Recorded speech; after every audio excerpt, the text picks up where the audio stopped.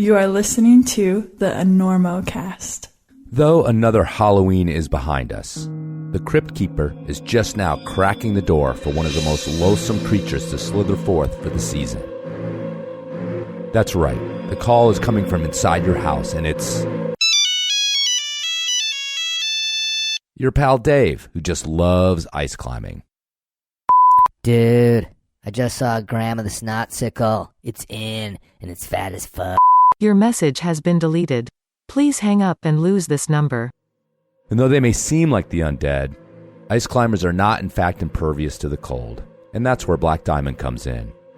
In addition to basically inventing modern ice climbing, Chenard, 1982, look it up, and engineering cutting-edge ice tools, crampons, and ice protection, BD is happy to shroud an ice climber in the best layers for movement and warmth. Slap the Solution 150 Merino base layer against their pasty skin, then wrap that in the Coefficient Hoodie mid-layer, a personal favorite, or the new Coefficient LT Hybrid Hoodie, which is lighter and stretchier, but just as coefficient-y. Finally, waterproof that beast body with the Liquid Point shell. BD also has the most technical gloves around and the best helmet options, because, well, if you ice climb without a helmet, you probably won't remain undead for long, if you know what I'm saying. So follow Dave, or whoever else is stoked to climb icicles, to blackdiamondequipment.com or your favorite local shop to check out the latest apparel and gear for pursuing your frozen dreams or nightmares. Dude, it's Dave again. Where you at?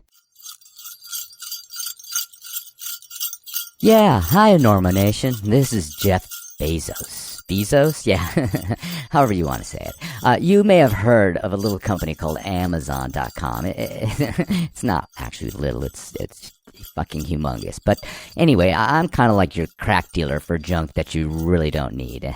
But even though I need a solid gold anchor for my second super yacht, I'm going to make a solid gold suggestion this holiday season and ask that you help me get on the good side of Chris at the Enormocast by buying direct from the little guys that sponsor his enormously good podcast.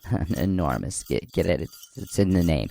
Anyway, there's 3 small businesses that sponsor his show, and buying direct from them really makes a difference to their bottom line, as opposed to mine. I don't even know where that is, frankly. I mean, is it like when you only have one Lamborghini and not 7? PeterWGilroy.com makes incredible hats, jewelry, and artistic accessories out of a place called New Mexico. I don't know where that is, but it sounds amazing.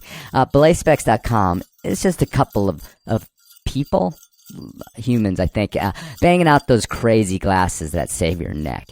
And BonfireCoffee.com roasts great coffee in a small shop out of Glenwood Springs, Colorado. Very resourceful, extremely resourceful, these people. And they're all small, and they're all supporting climbers. And look, I know it's hard to quit me and my robot overlords. I kind of designed it that way. But click over to any of these small vendors and enter Enormo or Enormocast at checkout. I can't remember which, but try them both. Anyway, you can get a discount, get a great gift for one of your friends, and maybe, just maybe, Chris will return one of my 40 emails I've sent him. Oh wait, hold on, let me press send. Okay, never mind, 41 emails. We gotta get Listen, where are you playing in town? You playing here? We're doing the Enormo Dome, whatever it is. It's terrific. Oh, It's yeah, a big house. We place sold that it side out. of town. That's a Very big nice. place. You sold it out. 20,000 seats. You really should. The hell are you doing? I couldn't sleep. I'm checking the ropes. There was a frayed end on your rope, and I'm cutting it out.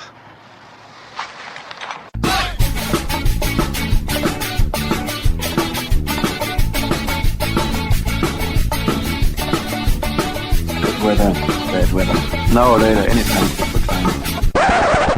Today's show is brought to you by Black Diamond Equipment, La Sportiva, and with support from Maxim Ropes.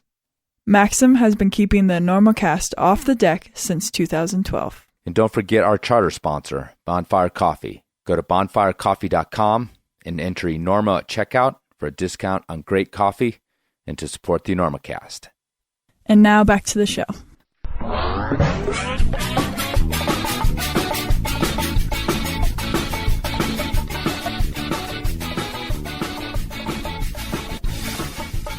Hello and welcome to the Enormocast in your woofers. This is my real voice. I have not changed it in any way. In a world plagued by climbing podcasts. Yeah, I could do voiceover work. Give me a call. Anyway, it is November 30th, about 11 a.m. here in Colorado, 2022, and this is episode 253 of the Enormocast, a conversation with climber Nik Berry. And this interview is on the very climby end of the Enormocast spectrum. I know I cast about sometimes and find myself in non-climbing territory or climbing adjacent territory, like the last episode with Fallon Rao. But the previous one with strong Steve McClure was very climby, and here we are back again, talking about adventures in climbing, which is, the sweet spot. The spot many of you yearn for. Nik Berry is one of those deep soul climbers. He's been at it a long time. He's incredibly accomplished. And if you or I or anyone were to start to compile a list of the best 20 climbers or so, or top 10 climbers that you've heard of or can point to, Nik wouldn't necessarily make that list because he's not as well known, but he certainly is accomplished as some of the best climbers out there. But he keeps a slightly low profile despite being a sponsored climber. 1 foot in the sponsorship world, 1 foot in the nursing world, and 1 foot in the dirtbag world. How many feet is that? 3 feet. That's right. That's the amazing thing about Nik Berry is he has 3 feet. That's how he climbs so well. Extra foothold. And the only business I have to talk to you about before we get to Nik Berry is the business of selling you shit. Yes, it is the holiday season, the consumer season, and if you must consume, consider supporting the sponsors of the Enormocast, both Sportiva and Black Diamond, as well as our small sponsors. Listen to Jeff Bezos, but whatever. Maybe I'll return one of his emails. You'll only get that if you didn't skip the commercials. Yeah, holiday season, especially, Peter W. Gilroy, you want to give something nice to a loved one, your belayer, someone. Man, look at Peter W. Gilroy stuff, peterwgilroy.com. It's amazing, amazing art. And he's a climber. Support him. Enter Enormo at checkout. And of course, belay specs. Are you sharing your belay specs or your belay glasses with someone? Are you like you and your wife or your husband or your partner are like, well, we only need one pair. We'll just pass them back and forth. Then, of course, someone leaves with them in their pack and you're going climbing with someone else and you get to the crag and you don't have your damn glasses. And you know what? At this point, at my age anyway, that's grounds for just going home. Staring up at a climber all afternoon, someone's up there like, take, like, forget it, I'm out if I don't have my belay specs. So if you already have them, consider getting another pair. And if you know someone without them, goddamn, have mercy. Get them a pair. belayspecs.com, enter Enormocast at checkout. Yeah, good coffee's good coffee. Bonfire.com, come on. All right, enough selling stuff. I know some of you are annoyed. But you know what annoys me?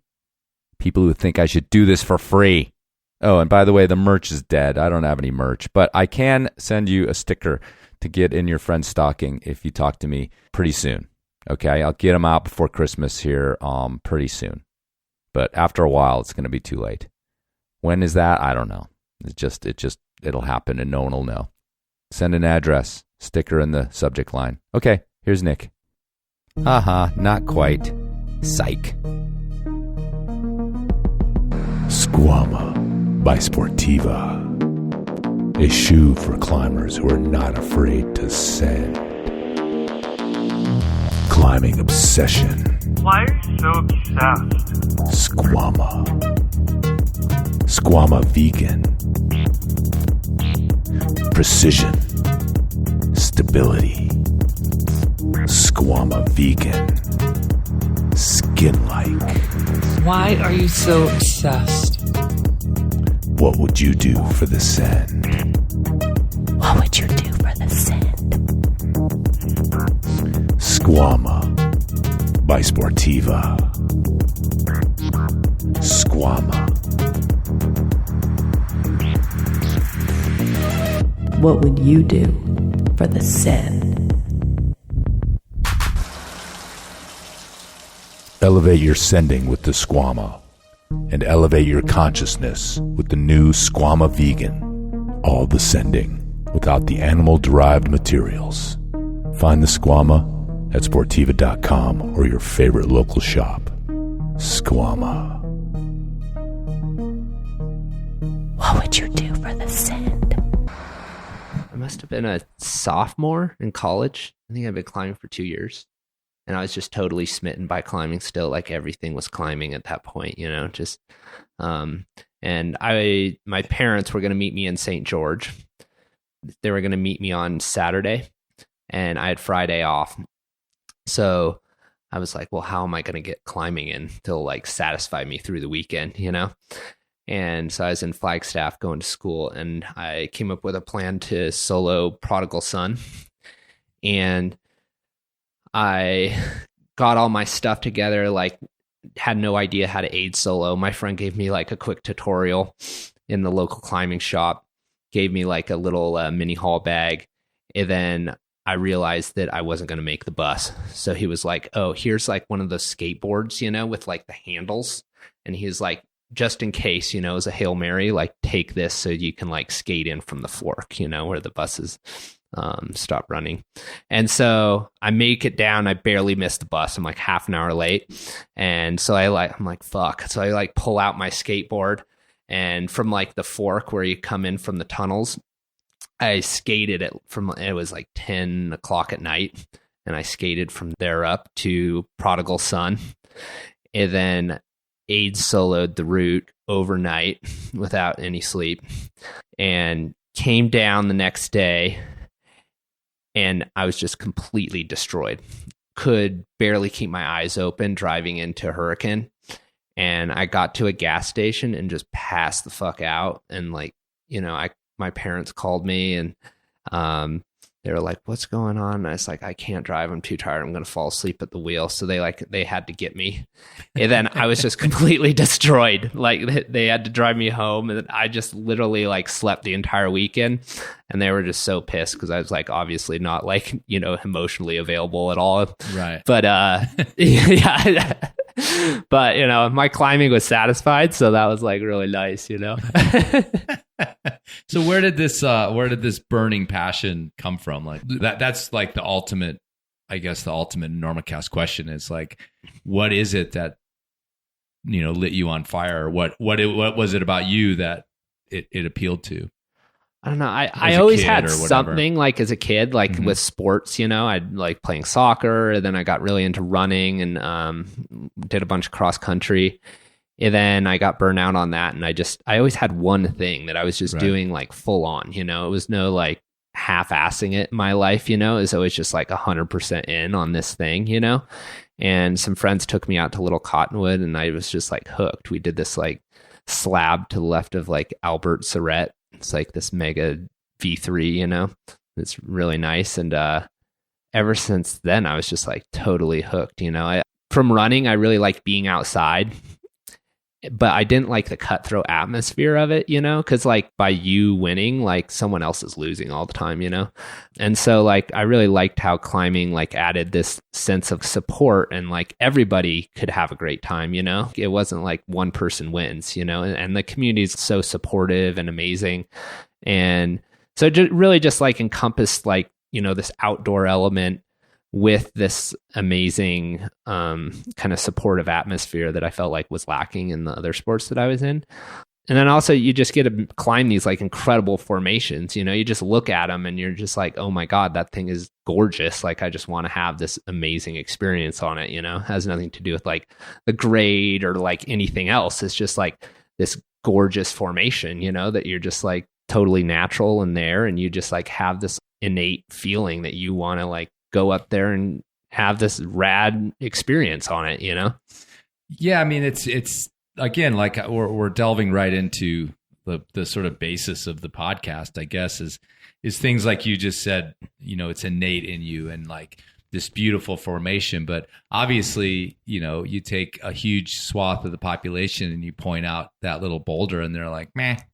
Or whatever, or like these idiots that go in there and spray graffiti all over them or whatever. Like, yeah, it's like this. I mean, who knows where it comes from? I guess we could delve into that, but like this idea that it lit you up, it lit you on fire, and the aesthetics of it, were a big part of it. It's just such a fascinating kind of thing to sort of think about in terms of like why.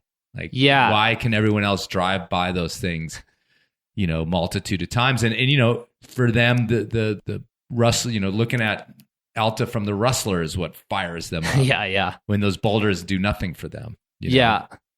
But yeah, I do feel like, you go to Yosemite or something and all the tourists are like, oh my God, there's a cam, like you're a climber. And they it's like they swarm you, And so there is like, I feel like you put somebody in like a certain environment and they like feel that magic, that climbing has sucked all of us into, you know, like they like, it is there, but boulders, once you're a climber, I feel like, I don't want to talk shit on boulders, but like, once you're a climber, like I think boulders, you gain more appreciation for it. Mm-hmm. But it's like when you're not a climber, like a boulder, you're just going to be like, oh, it's a boulder, but you look at El Cap and you're like, oh my God, this is like fucking amazing. Yeah, certainly. Like this is insane. Like I totally get it, Yeah, but it's like if you got to give them El Cap to get them excited, that almost like proves the point. Like you got to go to the biggest, sweetest, most like astounding thing literally in the entire world from like a rock standpoint. And that gets them excited. But like, if they turn around and you're like, okay, that's Lower Cathedral. They're like, man, look at this thing. And the cool thing about climbers and pretty, universally, it's like each one of those things has this like draw to them. It just kind of is interesting. Like when you just said it, you use these words like innate. And I don't think it's innate for everybody, but it was for you. Yeah, I guess that's true, you know? And it's like to a level that makes you actually like go and pursue it versus just being like, oh yeah, rock climbing, like I get El Cap, but like I'm just going to like go back to my tech job in the city. Right, exactly, yeah. So, I mean, tell me a little bit about like what that looked like. It sound, you just said you went to do Prodigal Son, which is, a C whatever route. Entry level kind of aid route. Yeah. You were bouldering. I mean, did you just like go hog wild on everything you could that was called climbing?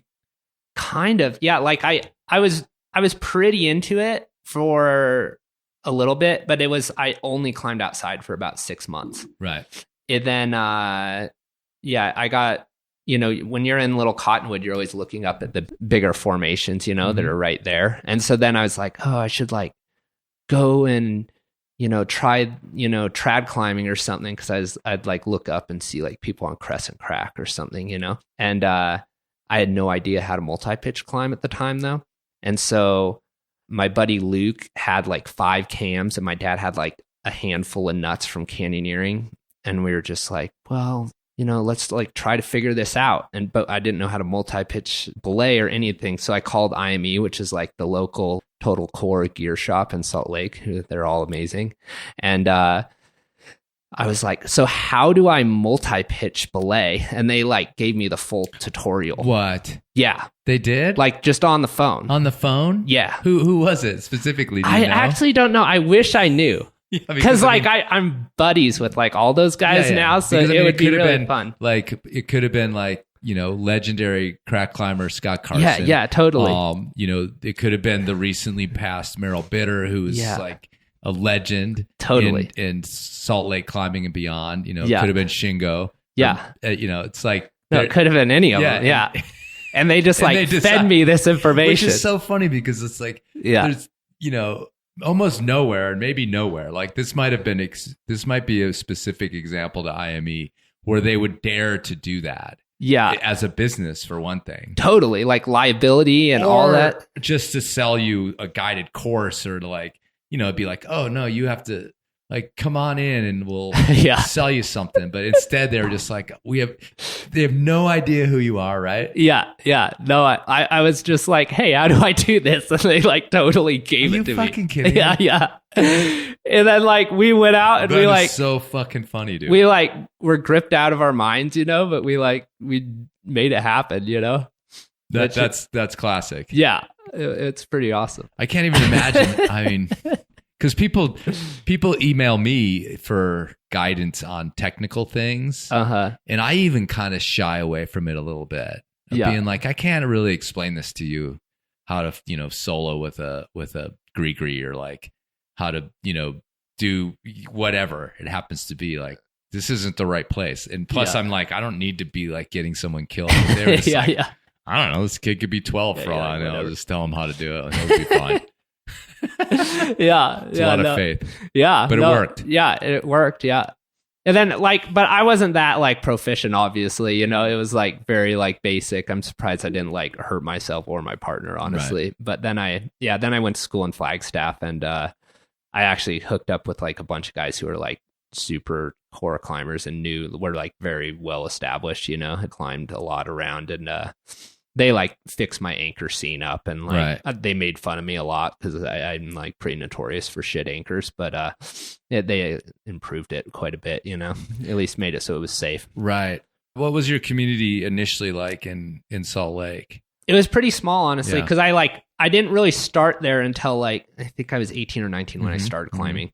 So I had like a small group. My high school buddies took me out and stuff, and then my friend Luke, and I think that's about a few of my like the kids in the neighborhood actually started climbing too, but no one actually like out of that group. I don't think anyone kept climbing, oddly, but so it was pretty small there. But then my group in like when I went to school in Flagstaff was awesome. It was like all we did was climb. It was amazing. Like, and we'd climb on like all different rock types because you had it all, and that really like built the foundation of my climbing. Yeah, that sounds cool. And I asked that because it's like, Salt Lake, I mean, how old are you now? 36. So it was like 16, 17 years ago. Yeah.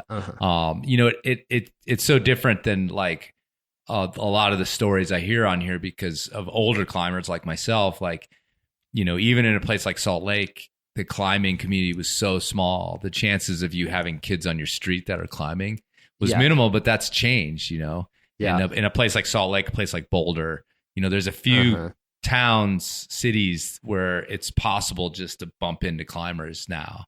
And, I grew up in the burbs of Chicago, so that was going to be impossible. But it's fascinating that you sort of had even that big a group of a few kids, few guys, few people, whatever, that knew how to climb enough to not die. And, no, I think, it was amazing. We didn't hurt ourselves, honestly, because none of us had like a real mentor or anything, It's crazy because one of my best friends, Justin Wood, like he literally lived like on the same street, like just down, but we didn't know each other. Oh, really? So we but he totally lived there at the time. Yeah, we totally could have like linked up, but What's we the just age didn't difference? know. Justin's I think like 41 or 42 or something. See, that's the problem. Yeah. It's like those age differences flatten out when you become an adult, but when you're a teenager, they're I mean, he would have been, solid like in his early 20s. Yeah. It would have been. Yeah, you wouldn't have hung out with you. He probably would have been like, you little twerp, like get out of here. I'm not taking you out. There's also this kind of, in a lot of climbers' evolution, and I think particularly in yours, there was a point at which you sort of evolved into performance climbing really heavily. So tell me a little bit about your evolution, like as an early climber in Flagstaff, and how you started kind of thinking about like, I want to be the best I can be at this sort of thing versus, just casting around for like the prodigal son versus the, maybe sport climbing at the pit versus crack climbing here. And, there's that kind of climber too, but some people, and you're one of them, that evolves into this, like, I want to get really, really good at this. And that's going to require me to get fit and strong in a, very specific way. I think in the beginning, I was just like climbing so expansive, there's so many things to learn, especially when you're new, especially with all of the disciplines.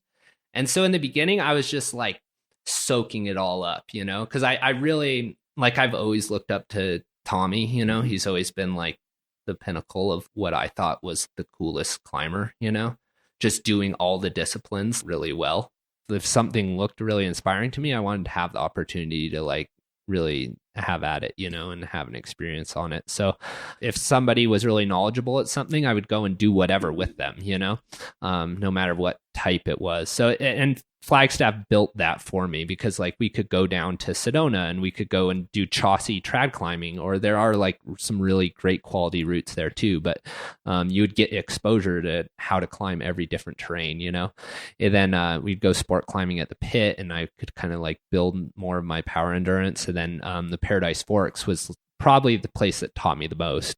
But after that, then I really just realized I needed to be better, because then I started to have goals and things, you know, things would catch my eye and I'd be like, I really want to climb Moonlight. And so I'd go and train for that. And I think that really got me excited, because I would just see something, I'd be so inspired by it, and I would just do whatever. I would always just think like that fully consume me, and I was just going to do whatever it took to climb that thing, you know?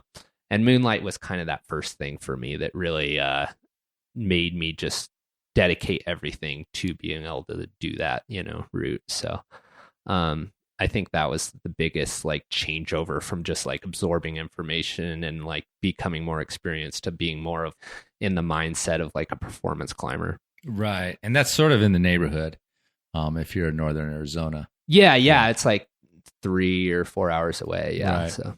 And even Salt Lake, you know, it's in the same state. Mm-hmm. But, you know, you just said, well, I learned the most from climbing at Paradise Forks. What do you mean by that? Well, it's this incredible area that there are some cracks there, but it's a lot of like really thin technical cracks too. So you would be jamming, but you would also be forced to have really technical footwork and, you know, body position awareness, and the rock's really slick. So a lot of it kind of felt a little insecure.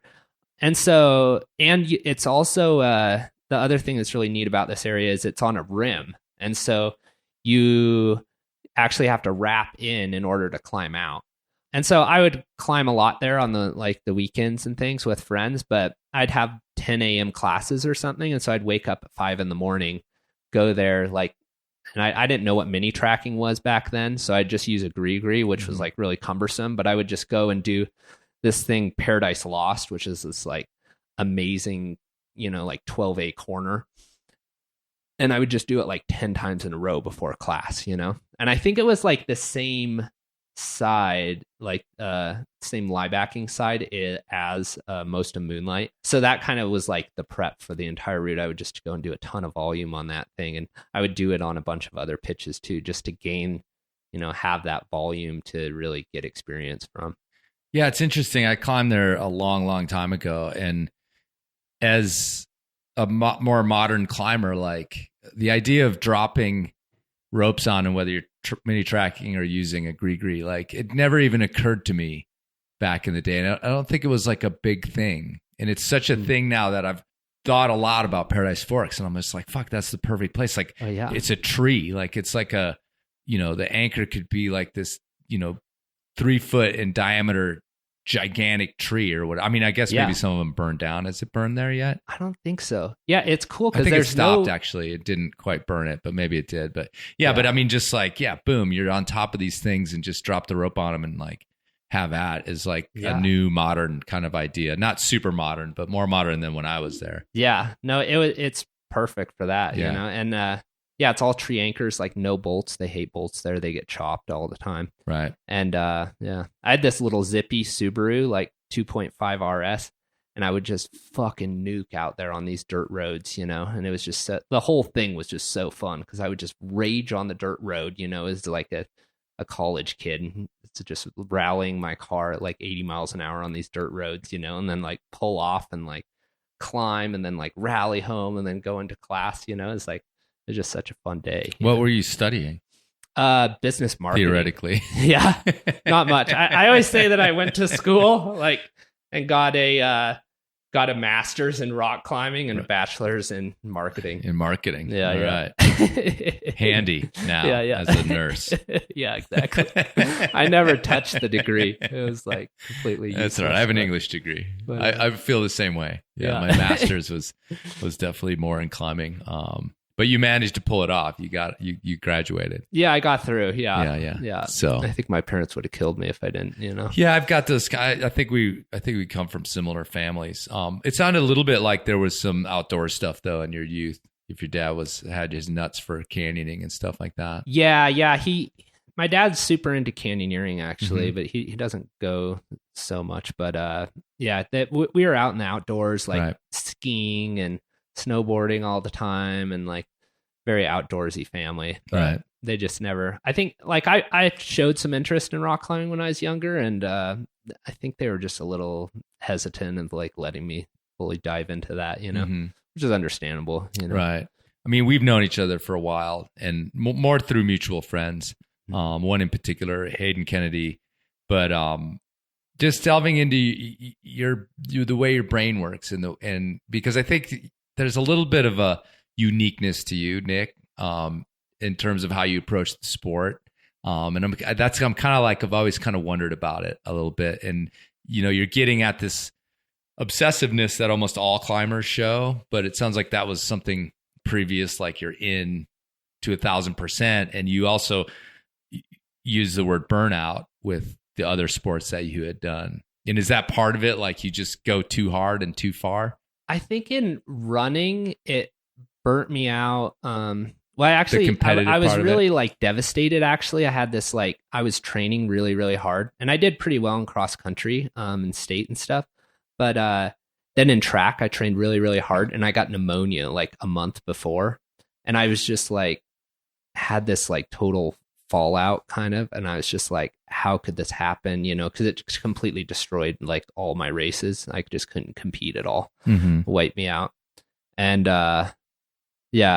looking back on it, you were like, why God, it was like really me? It was like, because I was raised Lutheran, and I actually like haven't gone to church since. Really? No joke. I was like it just got me thinking. I was like, how could God do this to me? Like looking like, I was like, oh my God, you're such a selfish motherfucker. But like, God was busy smiting this like little white kid from fucking Salt Lake City. But then it just got me thinking about. He's like, I'm gonna take the rest of the day to fuck with this guy. Hold my calls. I'm gonna ruin his track season. You're done, kid. A Lutheran in Salt Lake City, right on. That's not usually the story I hear growing up from Salt Lake City, obviously. I know there's been a lot of Jack Mormon climbers on the show who've moved on from religion in their own way, but they weren't forsaken by God just before the cross country season started. Heaven forbid. Yeah. You really? So you haven't been back to dinner? That was it. That was it. You're like, Mom, Dad, I'm out. Yeah. There's a little tension there at times, but they've come around. Okay. Yeah. That's what you're taught to believe, though, right? Yeah. Fortune and misfortune comes down from high, so they set you up for that, I think. Yeah. With those things. So yeah. Were you kind of a guy that was like throwing himself at the stuff that appeared before you, or were you sort of a deep in the history type of dude? No, I really didn't know anything about history. Right. I kind of feel ashamed, honestly. Like I feel like all these other people, I think that came from like my mentors though, because they were they knew a little bit. They had climbed in Yosemite a bit, but they weren't history people by any means. And so I was really just looking like and climbing things that were inspiring to me. It was fully like that sort of thing. And I definitely like respected and knew a little bit about it, but until I, did my own reading and stuff, I really didn't know much about climbing history at all. Yeah. I mean, I think people like bag on that a little bit, but there's also something to be said for just not feeling any weight of any of it, and not necessarily like, okay, this is too hard for me because these guys did it, which I think can go a lot of times with, at least the way I've looked at history. Sometimes I have that sort of feeling like, okay, that's out of my league because that person did it. And, Todd Skinner was like the greatest and I'm just this like bumbler, So I think, there's probably an advantage in a way to just being a young person who's like, I'm going to climb this. I don't really know, the last 20 years of its history, but I think I can do it kind of thing. Yeah. I honestly think that was beneficial because I had like no concern at all about like going and climbing on El Cap, and just trying to free routes and stuff. I was just like, this just looks rad, and I just want to go do it, because that's like totally what, draws me into climbing right now. And looking back at that, like, I definitely wish I kind of knew more that time. I think it would have like helped just with my general understanding of some of it. But I think for actually doing what I did, I think it was actually better almost to not know, I think you're totally spot on. Well, yeah, I mean, in some ways, I think like, again, I've known you for a while. We have a lot of mutual friends, and stories come with that. And there's honestly like a lot of Nik Berry stories, and these are the fun ones. So these are the ones I hear about, like you getting in a little over your head, but but like making it happen, or using whatever happened to you to go on to like send the route, So it's not like you got shut down, but you before we got on the mic, you were telling me this. I brought up, I was like, wasn't there some story about you like being found on El Cap, and you clarified it, but like that kind of story, like if you don't mind telling that again, it's kind of interesting. But before you do, like, where does that fit in? Like you go to Yosemite, what do you do first when you get there? Like do you dive right in? It doesn't seem like you put in years there or anything like that before you were like banging it out on El Cap. No, I had this one trip where I went for a month in August. Mm-hmm. I think I'd been climbing a year or something, and I just got annihilated, like completely destroyed. Right. Like I went with this guy who had this massive base of like Eldo routes, and he was like this really strict dude. He's like, you got to do all the 5.9 pluses. And then you can do the 10As. And then you can do the 10Bs. And I was like, fuck that shit. I'm just going to go and climb whatever looks cool, Was he old? He was older, like me. for sure. Yeah. That's the way I learned how to climb. Yeah, I was like a kid in a candy store. I was like, you're not going to fucking stop me from climbing what I want, Right. And, but like, he kind of like, he would hold me back a bit, I essentially just got worked. It was probably good. He like kind of kept me within my abilities, because like I really had a harder time I totally shut down on Higher Cathedral on the Northeast Butte. And then I did okay on some other routes, but it was pretty rough. And then I went back maybe one short trip, and I climbed Astroman, which was like a total leap, I like on-sighted Astroman, and I was like, oh, like I've gotten so much better. And that was really fun, to feel that improvement, especially on such a rad route.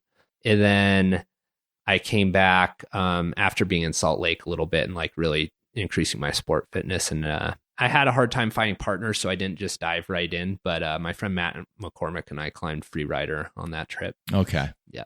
So that was pretty quick. I mean, well, how old were you then? Like low 20s. Right. So just not too long after you started climbing. Yeah. In the grand scheme of things, anyway. Mm-hmm. Yeah. And how did that go? It was really great. Yeah. Yeah. It went well. It was that weird time where like the boulder problem on Freerider had broken, and Alex was just coming up. He had like an 80-meter rope, and they were just doing these like massive one pitch things. Like I was like, what the fuck? Like, what is this shit? And he just like whizzes right by, and he's like, oh, we're just going to go check out the boulder problem to see if it still goes, And so you're like, what now? Yeah, I was like, still what? Goes? Yeah. Because there was all this there's this talk, like chatter. It was like, oh, it might not go, And so Alex went up there, and he like figured it out, and everyone was doing this double dyno way, which everyone does a karate kick now, which is different. But it like worked out, and everything went well on the route. Yeah, I was like, the boulder problem took me maybe like 3 goes or something when I did it, and then we just like kind of went to the top, and it was all nice. Well, it's interesting because I like when I went out to climb on Freerider, I was like on this whole crack mission the whole way out there. Like we went to Donner Summit, and we went to all these different places, and I was like crack climbing. And then when I got up there, I was like, fuck, I should have been bouldering on granite. And ever since then, I've thought about like Little Cottonwood and stuff as being like actually a really good training ground. Not, I mean, just technically that granite is really similar, and just as how smooth it is, and how grand like the sort of size of the crystals and stuff. I think it's really similar, you know, and you're but pawing it's way arrests worse, and stuff. you know? It's well, like that's good. really shit version, you know? Yeah. But I mean, but in a way that's good because you're going to be like, all right, well, we have even more friction here. Yeah. I guess in Salt Lake, my buddy Pete V and I did all this stupid stuff where we were like, went on this kick where we're like, we're going to skip all the bolts. Oh, really? We're going to put in gear on these and like Jonathan Knight, these like Salt Lake legends, you know, like we did this thing called Beastie Boys on gear. And I like should have died on the thing, you know, I like fell off and had to hop back over this giant ledge and fell on this slung horn. Yeah, we ended up doing it, but I was like, why? Well, what I does did Jonathan Knight have to do with it? Because it was his route. Oh, it was okay, his route, yeah. But I just remember, I was like... I was going to say, he would have thought that was stupid too. Yeah. So, okay. No, everyone thought it was stupid, but for some reason we thought it was cool. Yeah, and then I did a few of them, and then Pete went on to like duct taping hooks to the wall, and I was like, okay, this is much. Like, these bolts are here for a reason. Right. If the bolts are there, you should clip them because you use them anyway, right? Like, you used them to do the route in the first place, so you're not proving anything. Right. But, you know, I was just like, this is dumb. And yeah, it just didn't make sense to me. I was like, okay. I'm over skipping bolts in my life. So that was just a phase, or that was something you thought was going to make you a better... I think it was like, we just got climber. in this head point mode, Right. and it was like really kind of like, that was how we were like, thought we were cool or something, and like climbing in Little Cottonwood, and I'm looking back and I'm like, I was such an idiot, you know? Right. So let's go back to the story, because that happened on the Free Rider too. So this was later when you wanted to do it in a day. You were going to go wrap in and like have a look.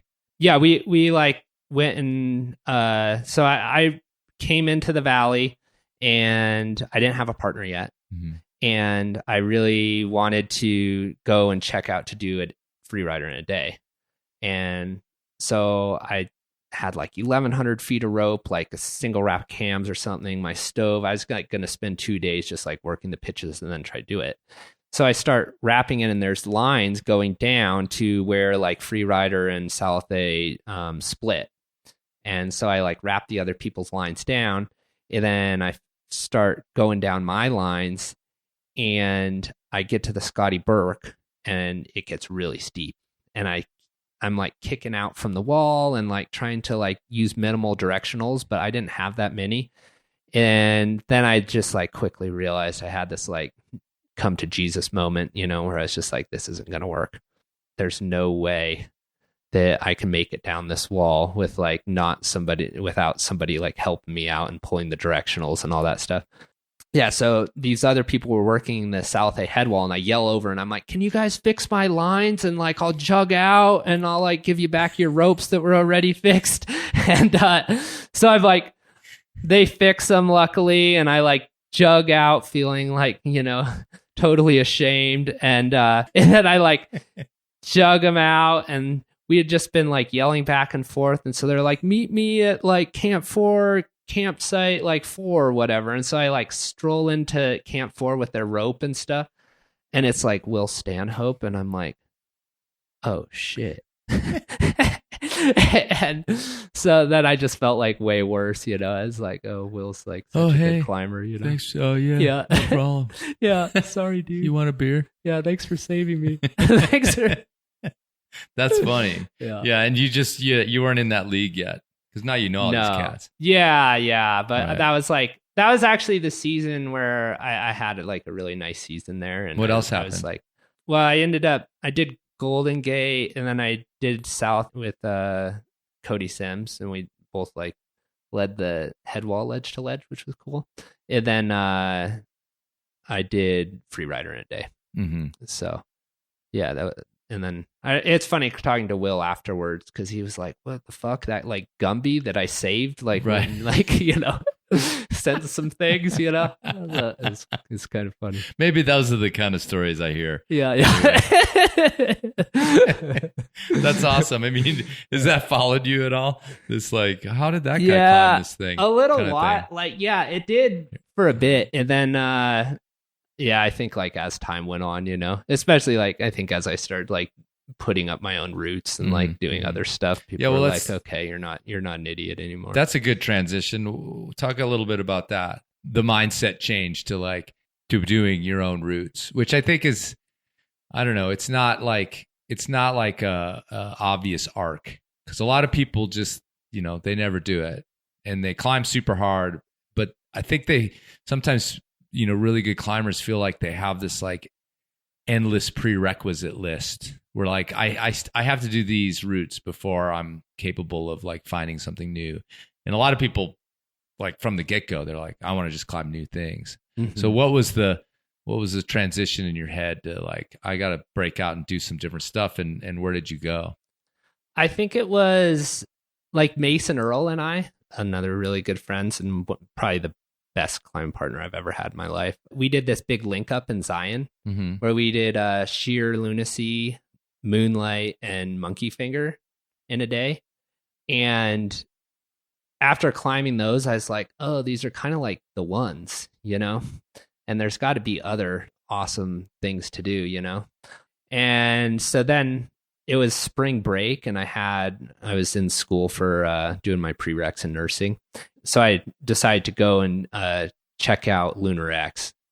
And that was like my first route that was like, I really, established and spent like maybe the majority of the spring probably working on that thing and eventually doing it with like a 2-pitch variation. But yeah, it's like, I think that thing was just really special. It has like one of the best splitters I've ever climbed in my life on that thing.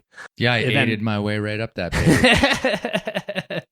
Yeah, it's gorgeous. Is there some pitch with like a weird nugget on it where you have to like aid? Like in the old days, we had to aid around this like thing. Oh, the amoeba. The amoeba. Yeah, that's the amoeba. Yeah, it's still there. Yeah, okay. It's not that. I feel like it's a little hyped up. Right. Like the amoeba. I don't know. Well, yeah, but if you've like wrapped in and like glommed all over it. Yeah. But when you're climbing up to it and you don't know anything about it, it does look like it's just a big booger stuck to the wall. Stuck to the, yeah. But I agree. Like after you climb it, you're like, okay, this thing's probably fine. Yeah. But you don't know that on the way up to it. Yeah. It's just lurking over you the whole time. You're like, death block. But yeah, that was the route that kind of changed my mind and was like, oh, you just like go and you like check these things out, and a lot of times they go and sometimes they don't. But like that whole like just finding something and going up there and figuring it out, and that like mindset that comes with that was really interesting to me. And that just like totally flipped my switch, to wanting to do more of that. And so then I went on to do like this thing in up above Salt Lake is Lone Peak Cirque. And so I did 2 routes up there. They were really nice. One of them actually got a lot of action this past summer in Taro Bay. So yeah, that's a pretty cool one. And then, there's this other one called Wonder Boy that no one's repeated. I'm like, people can put in bolts. It's kind of like a gnarly route. Like I fully decked. I pulled, there are some beak placements on it. People were against like bolting it. Everyone wanted it to maintain its kind of like aid integrity. And so I was totally fine with that. But like Ari Minatov was belaying me one time, and I was like, oh, like pulled off a flake, and I kept trying different beta, falling on the beak. And I was like, oh, whatever, Ari, like the beak's like a bolt. It's fine, It's fine. Like I've heard I that. Took like 3 whips on it. I hear a lot of that. Beak's like a bolt. And then I like climb up above it again, fall, and just full on deck on the ledge. Ari's like, yeah, dude, I knew that wasn't gonna hold, How were you okay? Yeah, I was okay. I just had some bruised heels. Oh, right. But yeah, a little bit of bruised ego, maybe. Right. Yeah. I mean, like it's funny because there's people who can climb like super scary gnar stuff, and they like are, sort of the backer, like Zen master kind of thing. And it, again, like it sounds like you're kind of like, fuck it. I'll just go for it, or this seems like a good idea, or whatever. Is that accurate? I mean, do you have sort of a fuck it mindset that you could do back then, and maybe you've grown out of it a little bit? Yeah, no, I was really good at it back then, and it was totally a fuck it mindset. Like I was really good at the mental game. Like I think the pinnacle was like, I'm really glad I like did like especially the Prophet when I was younger, because there's no way I don't think I could touch that route anymore, you know, like it's just too dangerous, you know. I don't think I have that like mental side. I think, like, you know, I've said this on the show numerous times, like there's like your 20s and you're immortal and you can do shit. And to me, it sounds like with you it was like that, like at a very hyper level. Yeah. You know what I mean? I could do all those gnarly 8 climbs when I was that age, but I wasn't necessarily that bold of a free climber, at least comparatively, you know, like climbing A5, whatever, you know, we could split hairs on whether it exists or not. Yeah. That's all in my past too. But check out the YouTube video. Yeah. But I mean, the equivalent in free climbing is, you know, is also pretty gnarly. And I wasn't there with free climbing.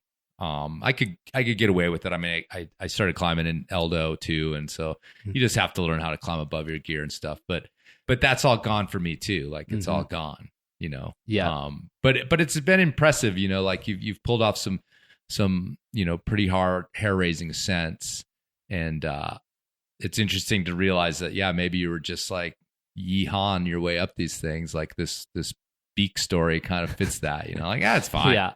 Well, you know? I had like, yeah, it's funny because I'd rehearsed it a fair bit, but yeah, I think I had just had this like bit of like ignorance to that stuff, you know. I'd fallen on beaks a few times before and nothing bad has happened. So I was like, why is it going to change now, you know? But now I kind of know better. What was your experience on the Prophet? Like, where did that fit into its history? We're talking about on El Cap. You right? mean like as far as ascents go? Yeah. Or, so yeah, Leo did it obviously, the first ascent, and then Sonny did the second. That's right.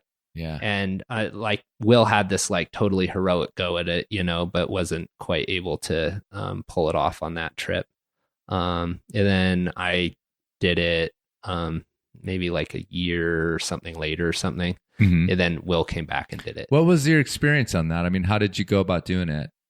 I wrapped in one time, and I didn't do any like ground up climbing because I was just terrified. You know, I was like, I also didn't have a partner. Okay. Like a lot of my El Cap climbing is funny. I just showed up and I started climbing, and then I'd find partners. You know, like I didn't have like partners prior. You know, so that kind of like led to that sort of style too. You know, but so you mean that you'd seen it all ahead of time when you say you didn't do any ground up? Yeah. Okay. Yeah. Yeah, so I like wrap in and work like the top, and then like, you know, work like the bottom pitches as I went down. But yeah, it's like it's a dope route. That like A1 beauty pitch is maybe one of the better pitches on El Cap. You know, it's so good. The rest of the route is like has some really scary stuff on it, like really hollow flakes and like chaussee stone and stuff. But yeah, it was fun climbing. You know? Yeah. Well, let's go a little deeper on that then.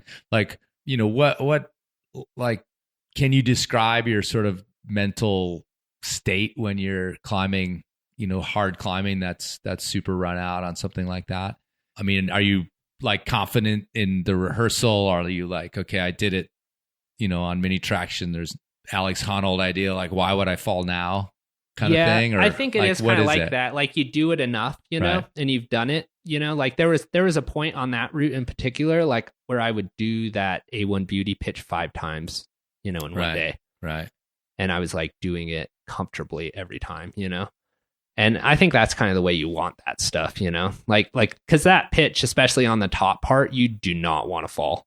Like the first part is run out, but it would be clean. Like kind of, it's like slightly under vert. So it's a little bit of a slab fall.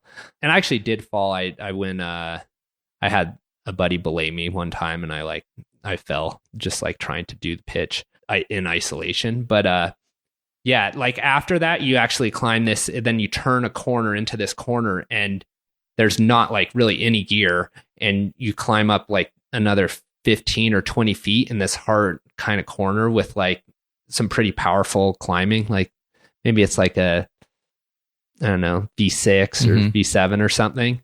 And it gets steep, and you could totally just destroy yourself falling into like this pinnacle thing below you, like this corner. So like it's definitely the thing that where like you're not gonna, you know, you can't kind of fall there. Right. Yeah. I mean, but so, you know, describing my mental state, like leading hard 8 climbing was always I always said it was like I was watching myself do it. Like I was detached or having like this, I was what's it called, the astral projection. I was like there watching this other person doing it. It was kind of like this weird mental trip that I would get into when I was bouncing on a hook or whatever. Can you categorize? Are you just like out to lunch? Like, I'm just up here climbing, like ain't nothing going to happen. Are you like focused on like, I gotta not fall here? Like where's your mental state when you're in that corner? It's like you can nothing. Describe. Yeah. It's like just executing, right. Like no thought at all. Right. Perfect, like zone state. Yeah. It's like, if you're thinking, I think it's bad, Mm-hmm. You can't have like any of those thoughts. Like you're just like purely in that moment at that time, like Mm-hmm. no thought at all. And just like climbing and feeling the flow and just like doing what you've done 1,000 times before, Right. And you're pretty good at like not having the little intrusive thoughts of like, hey dude, you're really running out. Yeah. Like, Yeah. Hey man, that rope just, I don't even see where it's going anymore. Yeah. I'm still okay at it. Mm-hmm. I look back and I'm like, how the fuck did I do that shit?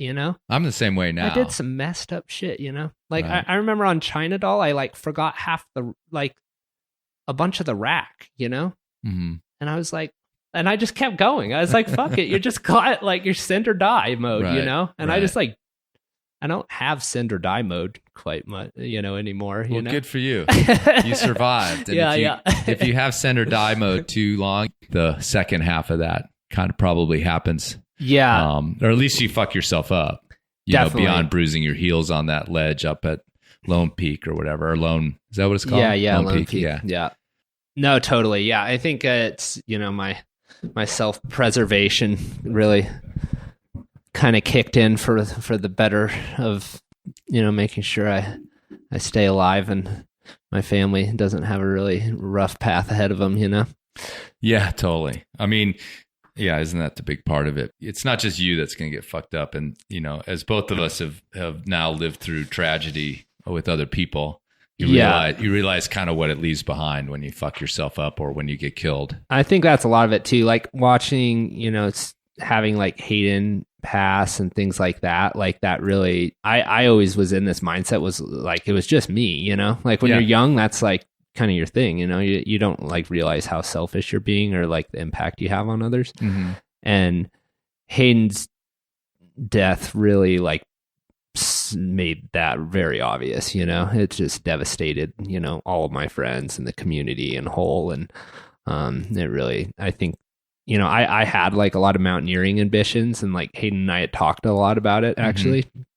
I like had this kind of fun idea that I really wanted to do with Hayden actually. And then, like that, all that kind of like got swept aside, Right. And well, if you would, I mean, just for a minute, describe your relationship with him. I mean, you guys got some rad stuff done and, you were good partners for a little bit there.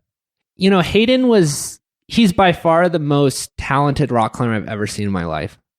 He's just so good naturally, He would have ideas, but he wasn't like I'm like the super goal-oriented climber, right? Mm-hmm. Like I'm like, this is my year. I'm going to do this and I'm going to do this and I'm going to do this. And Hayden's kind of just like, whatever. I'm going to like hang Christmas lights. And then, I don't know, maybe my buddy's like having a party and I'll go to Indian Creek and I'll climb the hardest thing there and not tell anybody called Kokanee Corner that nobody can do, and then I'll just send you a text message and be like, dude, I just put up a route. You should go try it, Right. And it's like, he was just like very different in that way, And so like when we would come together, like I think like my goal oriented part would kind of like, drive things a little bit, because like whatever he wanted to do, he could do,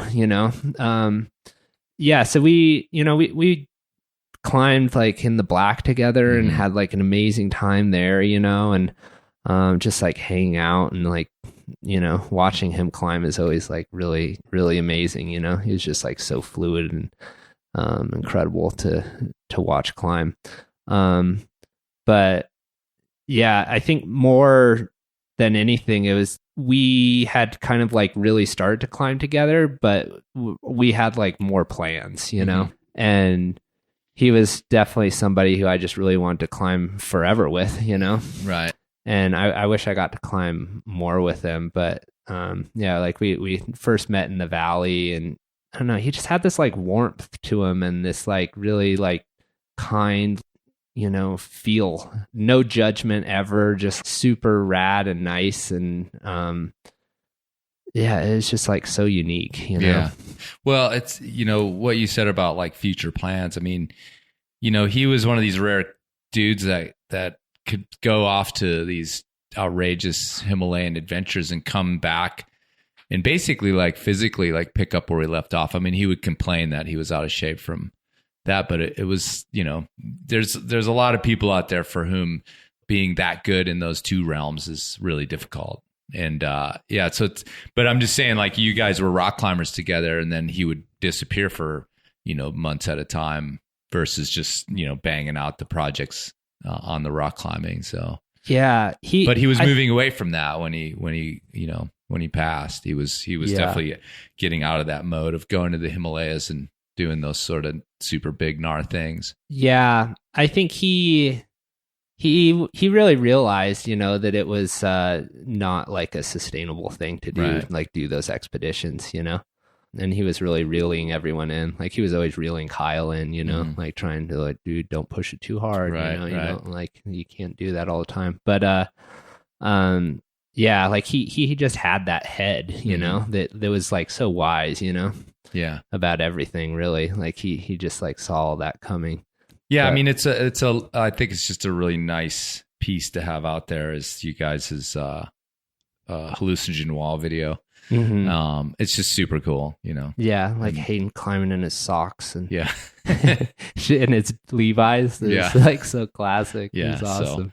So, yeah, but you know, let's talk a little bit then about like your kind of greater path, you know, and you've always been good enough and been sending hard enough to be like a full-blown sponsored climber and have kind of had a foot in that world. But right now you're a working ER nurse, and that, you know, you've changed that path to that for the last few years to give yourself a schedule for climbing and a sustainable sort of financial future. So can you talk a little bit about that, what you saw in that and what maybe the barriers were that kept you, you know, from going down that path? Because speaking of Hayden, I mean, that was always something he, you know, kind of just had trouble with, like mindset wise. I wouldn't go as far as say ethically. I mean, he pretended to have these ethical problems with sponsorship coming down from his dad, but it was really more of like, I want to take a different path and I want to be useful and I want to have a skill outside of climbing and things like that. So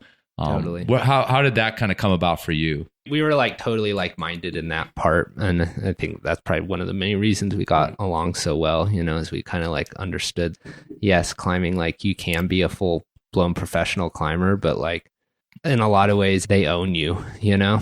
Right.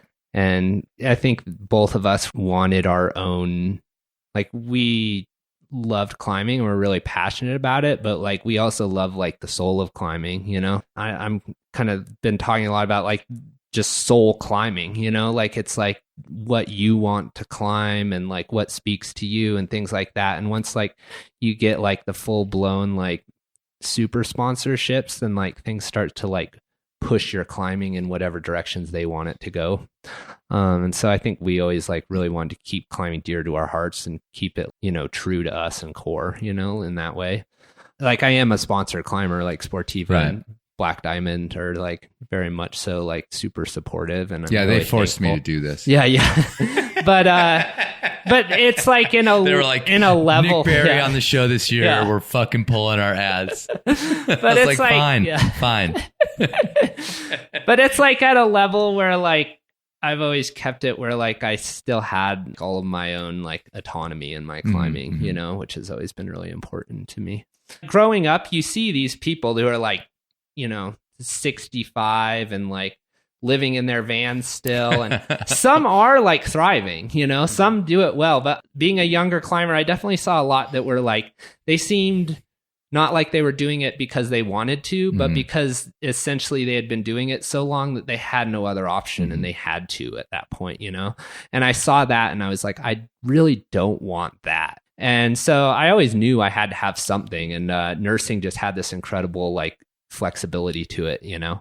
I really liked also the aspect of like having climbing be like this selfish pursuit and thing for me, and then also having this other side where like I was actually contributing to society, you know, and feeling like saving lives. I was actually helping people. Yeah. I mean, segging into that from talking about Hayden wasn't planned, but it fits because, you know, his idea of contributing was super important to him as well. And it's certainly the case that you can these days as a hyper sponsored climber, and certainly HK was capable of achieving that kind of level.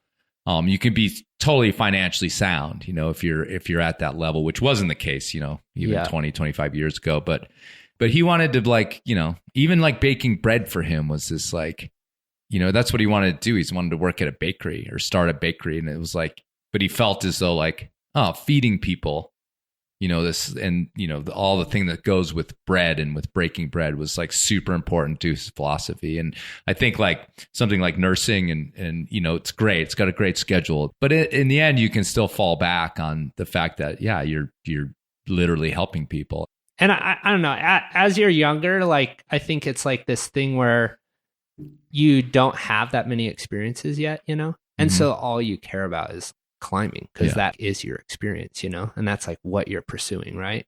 And then as you get older, you like start having like more experiences and like seeing some other stuff, and your like perspective gets a little wider and wider, and you just realize, I think at some age, you know, I think we all have that moment where like we're like unfulfilled by just climbing, you know, and then you start to look for other things to like find more fulfillment, you know? And I think that's why you see like even a lot of like the big name pros and things like this, they come and they like start, you know, like Alex starts the Honnold Foundation, and like other people either like do like nonprofit work, or they like start some business or do something else, you know? Everyone kind of like transitions into like using their, you know, what they've built for like something else as well, you know, or like Tommy and his like environmental stuff, you know, and like things like this.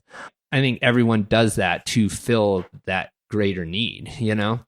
You mean climbing a little bit harder isn't going to do it? Yeah. They're like, oh, that like, if only I could climb just a little bit harder. Do like 15B. Oh no, just 15C. Oh yeah. But isn't that kind of the, you know, going back to your 20s or whatever, like, isn't that kind of like the way you feel? Yeah. If I could only do this and this and this, then that'll be it. But then as soon as you're done with the first one, there's another new third one. Yeah. Building on top of it. You realize, and it's just the same fucking experience over and over again. You know, you're like, sick. I show up. I try hard. Last day, last try. I sent the rig. And you're like, fuck off. I've heard it 1,000 times. I don't care. There's always, it's always, I mean, literally, it's the last try is always the last try. Yeah, exactly. Right? Just by definition. I did it on my last go. I'm like, yeah, I know, because that was your last go. You're never going to do that route again. Anyway, but no, I get it. I mean, and again, like we've both of us have lived that experience as well. And it's like, that's also, you know, a great way to move forward at that part of your life. Yeah, no, I think it's like totally important. You know, I think it's just like, you know, you just realize that it's like, it's wonderful, but it's not the means to an end. Yeah, you know? Certainly. You climbing harder and harder isn't going to like satiate, you know, and satisfy every need. Yeah, and when I've said this on here before too, is it's like you also I think a lot of climbers at some point have this revelation that they're really just trying to relive this thing that they had already achieved in a way. Do you know what I mean? Like, you know, you had such a great time on that climb in that way that like, I'm going to go do a similar thing and it's going to be as good or better. But then there's this point at which you're like this like kind of hamster on a wheel where you're just seeking this like experience that you've already had. Yeah. And you are going to expect it to fulfill you the way it did the first time, but it's, you know, it's certainly not. Yeah. Like, I guess the one thing that I think is putting up new routes is certainly more satisfying to me now. Right. Like, I way rather put up like a new like 511 than like go and repeat like a 514 multi-pitch, honestly, at this point. Just that experience is like so much more pure and like amazing, and just like exploring and finding everything. Like, there's something about that doesn't seem like the hamster wheel, you know? Like that always feels like extra special and great. You know, you just kind of dropped earlier like two things that you're super proud of, and that's Hooker and then Kyrgyzstan. Do you want to talk a little bit about those in any particular order or in any particular way? Just to tell us a little bit about what they were and kind of where they fit in your life at the time and what they meant to you. I guess I'll just do them in the order of in which they happened. But so I first went to Mount Hooker with Andrew Burr and did this photo kind of thing on this like really terrible route on the left-hand side. But I just like saw the wall and was amazed by it, and then always wanted to go back. And so I went with Dave Allfrey and Mason Earl. I had like a 3-week break in nursing school, and we went out and we hiked like 19 miles in and forgot the topo and looked up at the wall. There's this one seam that we saw that when we glassed the line, and it was just like going all the way to the summit. And we were all just total jaw drop, you know, could not imagine like that this existed. And we're just like, fuck it. Like, go for the king line. Like, who cares, you know? And so, had you intended to repeat something? No, we wanted to do a new thing. Routing? Yeah. Okay. We were all like very much so into like the new routing scene. Yeah. So luckily we had Dave, and he like put up this, you know, it was A4. And so he was using all these beaks and stuff, but this guy, Steve Quinlan, did it in like 1980, I think. He's like, this is shit's insane. Steve Quinlan's like super boss, right? Like, yeah, he's an unsung kind of deep everywhere all the time kind of developer. Yeah. Early Kochimo guy actually too. Oh, really? Way down there. Yeah. Like, right after the British guys were there, he was down there with Nathan Martin. And, oh, no way. Yeah. And you never hear about it until you're there. Like, you're That's like, wait, so cool. You're looking at something and all of a sudden you just read Quinlan. You're like, holy shit. Yeah. He's insane. Yeah. Like, he did this thing solo, and Dave was like, this thing's full on A4 with beaks, and he didn't have beaks in 1980, you know? It. Yeah, like Rips were good, that though. shit must have been gnar, you know? I just want Steve Quinlan to be on people's minds and him to get all the respect, because he's incredible. So we went to work on this line, like doing it ground up, which was really a rad experience. And Dave would like aid all the hard stuff, and then Mason and I would like swing around on fixed lines and figure out where it went. And it just turned out to be this absolutely incredible route. Like, definitely the best route I've ever had like the opportunity to put up with like an amazing crew, you know? And yeah, we did a lot of like ground up bolting, which was fun, like full on, like, you know, leading and hooking and like the whole thing, which was like a really cool experience up there, especially in such a remote environment. But yeah, it turned out to be just like this absolutely beautiful thing. And we put like minimal bolts in and things. And then actually Hayden went back and said it was really messed up. And so it's been bolted more. You know, obviously I trust Hayden's opinion. I was fine with them putting in more bolts and stuff. But yeah, it turned out. Was it multiple trips? Yeah, it was 2 trips that we did. Yeah. And I think the first trip was like 3 weeks, and the next one was about 3 weeks too. Yeah. It was pretty, because it's like a 2,000 foot face, you know, and it was a lot of bolting and things like that, because it was just all seam climbing with intermittent gear. But yeah, I think like Josh Wharton, after he went up on it, he like texted me and he was like, this route it's definitely the best alpine route in the country, if not the world. And I was like, he would know. I was like, thanks, Josh. He would know, probably. Yeah. If anybody would. Yeah. So it's like that one was like incredibly special to me. Right. Super, super great one that like I don't think I'll ever be able to like top that guy. You've got this like I asked you about your relationship and your climbing partners with Hayden, and you've got this relationship with Mason Earl, who was like a visionary climber, and his climbing career, maybe ended, maybe he's on hold with a syndrome like chronic fatigue.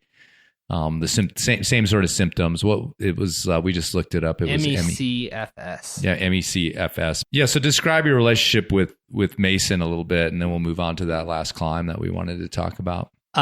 Mason is just this incredibly creative artist, I would say, is like the best way to describe him. Just because he has this like thirst for like performance is kind of important to him, but it's fully based on what he sees. Like that's kind of where I feel like we both align, is like we're fully driven by formations, and like the inspiration comes from that.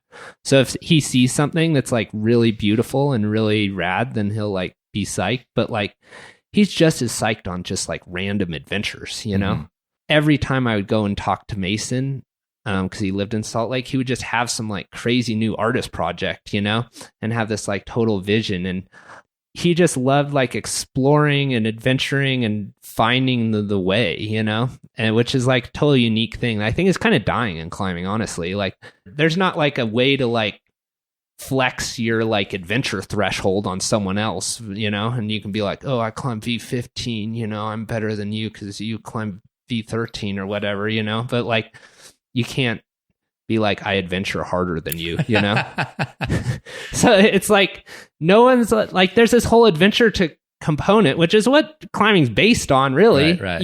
That's just completely dying. And Mason had it in spades. And I really want to like make sure that continues, But yeah, like, Mason, I'd been trying something on El Cap, and like, it was just like totally like questing, into the slab, and he was just so into it. I wanted to quit half the time, and he would just like, he was so into just like exploring and the ground up process, which I find fun too, but he just had this like incredibly creative mindset for it that I've never seen with anyone else, Right. I kind of like used to think of him and Hayden, not the same, but they're climbing like mostly because they were just so were, however you want to look at it, were like naturally gifted. And, but like nobody outside of climbing would have looked at those two, either one of them, and been like, oh yeah, those guys are the greatest, two of the best climbers in the world. Because they just don't strike the figure, at all. Yeah, like, they're both so like skinny and like lanky and like. But then when you see them climb, I felt like it was a similar thing of like, they have this in hand. The climbing is like completely and utterly natural for them. And I think about it like, and actually this applies to Mason too, is like how I play guitar. Like people say, oh, you're a musician. I'm like, no, I'm a guitar player. Like I like bang myself against it enough that I know how to use the instrument. And a musician, and the reason I bring up Mason is because he's like a prodigy musician. Yeah, that's who I'm talking about when I say I'm not like that, because he, with music and with climbing, it like he speaks it. It's a language. It's like us just talking to each other. And I felt like with climbing, Hayden was sort of the same way of like, he just, it's how he expresses himself, the way you and I breathe or talk or, blink. And I always felt like Mason was like in that kind of category of like, Jesus Christ, like that guy was born to climb, to use a cliche, Yeah.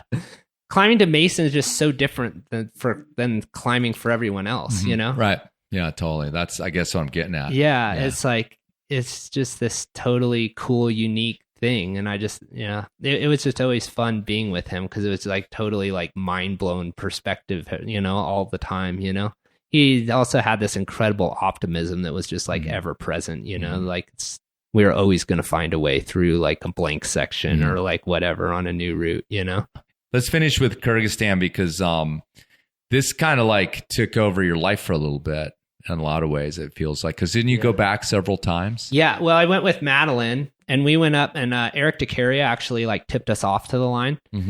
He was. There's another guy, right? Yeah. Yeah. Another, like, so incredible, you know? Yeah. No one knows about him. Not Just, really. incredible. Other than, like, him sipping mate in that return to sender film. Yeah. He's agreed to do the show, actually. Really? Yeah. Dude, you should do it. I know. Eric's. For sure. Yeah. Like, total, humble, amazing person who we should all look up to. But yeah, he tipped us off to this thing on the west face of the Russian Shield, or Peak Sleslova.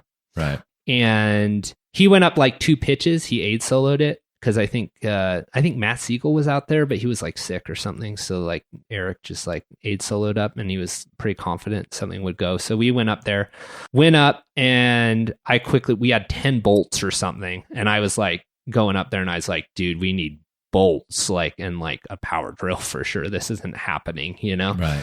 And so Madeline and I went down. We actually did this like really cool ground up thing called La Fayama. There was like 12C, and we did it like on site ground up, which was like pretty cool experience on such a big mountain on the same formation. And then it was in my mind for like 8 years. Yeah. Like just trying to figure out the team. And like, I was like, this thing has to go, but like, it just has to align with everyone's schedule and stuff. So it finally like came together, and we got a group of 4 of us. We had Brent and Eric Bissell, Brent Bargon. Yeah. And Dave Alfrey. And we all went out there for a month. And hold on a second. Because we've been talking about, Quinlan's like everywhere, and like, you know, fucking all these people like you should know about. Alfred's like, he's like the Swiss Army knife. Oh, the dude is just like, everybody's like, and then Dave came, and then he like did all this shit for us. So we, you know. No, Dave's like the secret weapon to all this shit. I know, you know? It's so funny. Because like you need like somebody who's really solid on a wall, but also can aid climb. Because like we can aid climb, but it's going to take us forever, you know? And Dave just eats A4 for lunch, you know? It's like no big thing for him. Like, that's what I mean by like, he's like, okay, let's pull out, you know, you got your Swiss Army knife. Like, exactly. Let's pull out the Dave. Yeah. Like, okay, let's use that. Yeah. It's awesome. No, he's like in all these routes, he's like so pivotal, you know, like they wouldn't have happened without him. Yeah. So it was pretty obvious line, like when we started climbing, but it got pretty broken and stuff at certain points, so we had to trundle like massive blocks and stuff, and it really came down to like the hardest pitch was maybe like the second pitch, and it was just this nice like 13A face pitch. But we really wanted to like create like this really amazing alpine route that was like also safe and that people would do, you know, that had like good wrap anchors and was like equipped well. And it just took a lot of time, you know, like we were scrubbing up there for days, trundling and figuring out where the line goes and things. We ended up in the end, it just like took so much time that we ended up doing it like team freestyle, which was actually kind of cool because we had 4 people, and it just, the whole route felt like such a team effort anyway, that it felt like the team free was the way to just like let everyone like lead some pitches, you know, but no one have superiority over the route, you know, because climbing in a team of 4 doesn't really work that well, you know, like that, moving up the wall. And we could have like, we had like maybe one rest day with like some pretty questionable weather. Like we had some like pretty serious talk about going back, and one of us or 2 of us trying to do it in a day, which would have been fairly reasonable. But we just felt like if one person did it in a day, it would have really detract, you know, from everyone else, you know? So we kind of just like kept it at the team freestyle. Yeah. The route turned out to be amazing. It was just like this beautiful, beautiful route, 3,000 feet, and really nice stone, especially for the area. And we put like 70 bolts in the thing, so it's like really safe. And so people can repeat it and have a really nice experience on it. And yeah, it had like some really kind of fun corners on it too, that we like we had like this, we named one the Kyrgyz monster after like the monster off with, and we named another one the Changing Chimneys, and just like took some like Yosemite references and put it on the route, which was kind of fun. But yeah, it was just an awesome thing to like see when I was a younger climber, then go back and like have that development kind of vision and see it through, you know, and actually like came together really easily, you know. Mm-hmm. So it was fun just to see like my development as a climber too, like come back with that experience and like go about the route in that way. And it was just really showing like how I had come around as a climber, you know, which was also really fun. So did you sort of play a role as like expedition leader kind of thing with that? I mean, you put it together, but with something like that, I mean, we're talking about like a vision that is going to lead to, you know, an outcome like, okay, I want to have this route to be super clean. You know, you may end up on an expedition where somebody's like, no, let's just fucking climb it and next people can worry about how clean it is. You know, it's, I think, more common than anything else. I mean, were you in a role or did it just fall together that everybody kind of had we know what we need to do? Because it sounds like logistically, like it almost seems like there, you know, it needs to be like a Chris Bonington type guy down there, like, okay, today's your day, like you go next. And like, okay, tomorrow it's your shift, you know, okay, everybody break. Or did it just fall into like a natural rhythm of who needed to do what?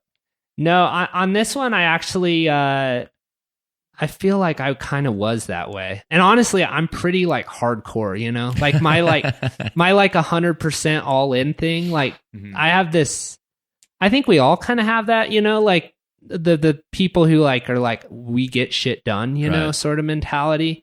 And when that gets flipped for me, it's like, I'm full business, you know? And so everyone's kind of like, gave me a little bit of flack on that trip because I'm like, I go into full drill sergeant mode, you know, and I'm like, we are fucking climbing every day until we get this shit cleaned and everything, you know? Right. And it was the same way at Hooker, you know, like that's just kind of the way I get on those trips because I just want everything done, you know, like fast and well. And I just think it's our job too to like make sure like all of my routes are really clean, you know, like I take a lot of pride in that. Like I don't do new routes just for me. Like part of the fun is like having other people go and repeat them and be like, dude, that route was sick. Like thanks so much or like whatever, you know, and they like really appreciate the work that we did and like got to have this amazing like, you know, experience on the route that they wouldn't have had if it was like some dirty chundery thing, you know? Right.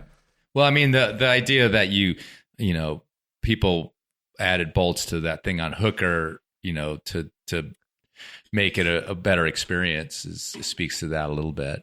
Yeah. That wall is kind of crazy because it goes through such extreme freeze thaw that like all the beaks and stuff, like stuff just falls out. Right. So it's kind of a unique mountain where like you almost have to bolt on that thing if you want any fixed gear to stay. Sure.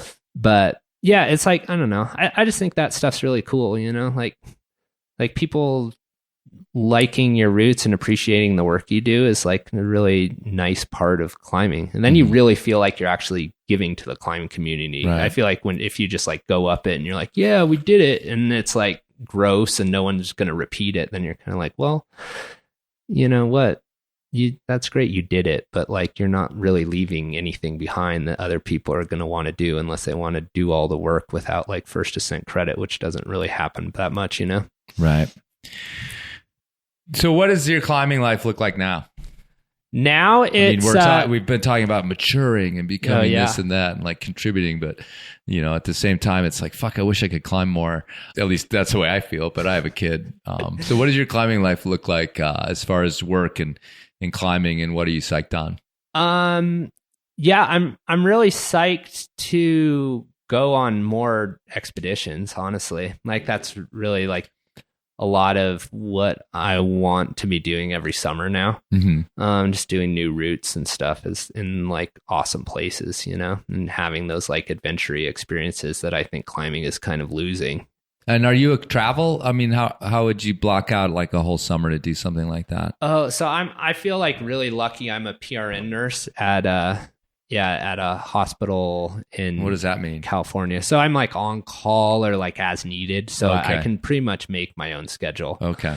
Yeah. So it allows me total flexibility. And when I go back, I work a lot, you know, I'll work like 16-hour shifts and stuff to like make up for time lost. But yeah, my climbing actually is like with my work is I feel really lucky, you know. I have like a really nice balance. I climb a lot with my girlfriend Kay, and you know, we like go bouldering Tahoe and stuff like that because we live in Sacramento, and yeah, it's like, you know, we do it all. We keep like all the disciplines going, you know, and keep it fun. And I have my climbing and she has her climbing, you know. And for me in the future, like I want more, you know, what really drives me is like multi-pitch trad climbing, right, and new routes for sure. And you're out here in Rifle though. Yeah. How does that fit into? You've been kind of psyched on it this fall. I love Rifle. Yeah, it's just like everything's just so nice. Well, what actually happened was I wanted to go to 5G, and I was running. That's Segrist and Honnold and a few other people's wall up in Charleston. Yeah, I was running because like the approach is kind of long, and I was like, oh, I should probably be reasonably fit. And then I sprained my calf. Oh. And I was like, what the fuck is this? Like, you're like, you know? Where is there no approach? Yeah, exactly. And then I was like, okay, Rifle. Yeah, I can literally belay from my car. Right. All is well. How's your calf? It's fine. It's good now. Yeah. Yeah. It was just some weird thing. I guess you're not supposed to like stretch stressed muscles. Okay. I just thought it was a tight muscle. So I was like rage stretching because I was like, what the fuck? You're not getting better. Just felt like a knot or something. And I was just making it way worse. I think rage stretching is another little window into your soul. Yeah, that I've been trying to find. The fact that that you have coined the term rage stretching, I've never heard that before. But I think it speaks about your personality a little bit. I was like, one night, my calf was just like all fucked up, and I was just like, "Fuck you, calf!" Like against like the wall, you know, just like stretching the shit out of it. And my girlfriend's like, "Stop fucking rage stretching! You're gonna drive me insane," you know. It's like, you fucking irrational, man. Like, just come back to bed and go to, you know, give it some rest.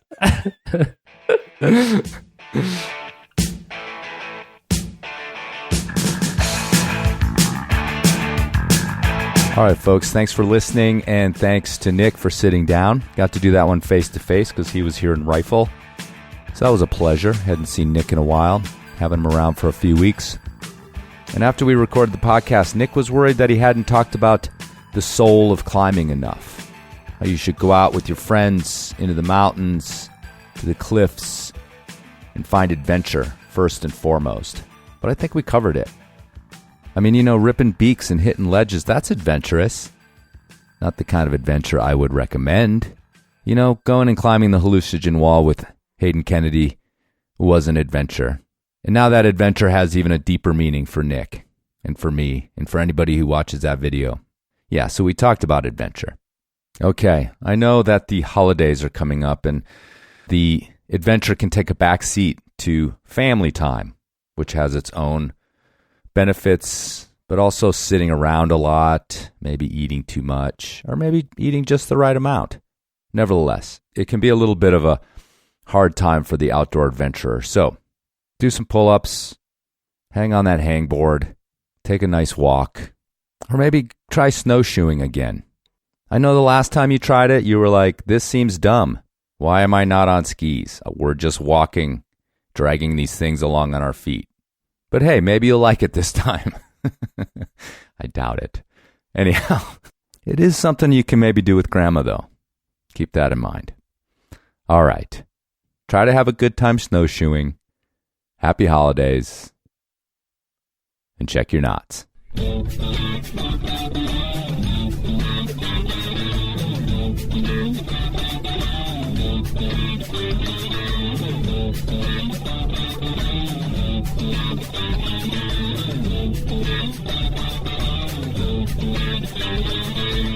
Theodore Roosevelt once said, "The credit belongs to the man who is actually in the arena, whose face is marred by dust and sweat and blood, who knows the great enthusiasms, the great devotions, and spends himself in a worthy cause, who at best, if he wins, knows the thrills of high achievement, and if he fails, at least fails while daring greatly, so that his place shall never be with those cold and timid souls who know neither victory nor defeat."